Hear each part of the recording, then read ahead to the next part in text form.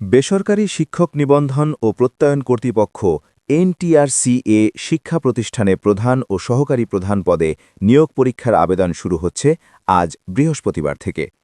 সন্ধ্যা ৭টায় আবেদনের লিঙ্ক চালুর পর থেকে প্রার্থীরা আবেদন করতে পারবেন।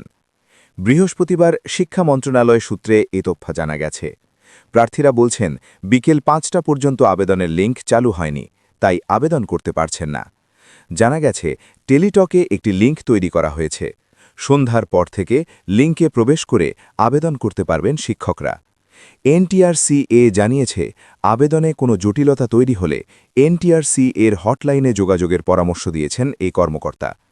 এর আগে এই নিয়োগ পরীক্ষায় আবেদনের বিজ্ঞপ্তি প্রকাশ করা হয়েছিল ৩০ জানুয়ারি। বিজ্ঞপ্তিতে পরীক্ষার আবেদনপত্রের লিঙ্ক দেয়া হয়েছে। প্রার্থীকে ngi.telitalk.com.bd ওয়েবসাইটে জন্য ফর্মে অনলাইনে আবেদন করতে হবে। বিস্তারিত বিজ্ঞপ্তিটি ntrca.gov.bd এবং ngi.telitalk.com.bd ওয়েবসাইটে পাওয়া যাবে।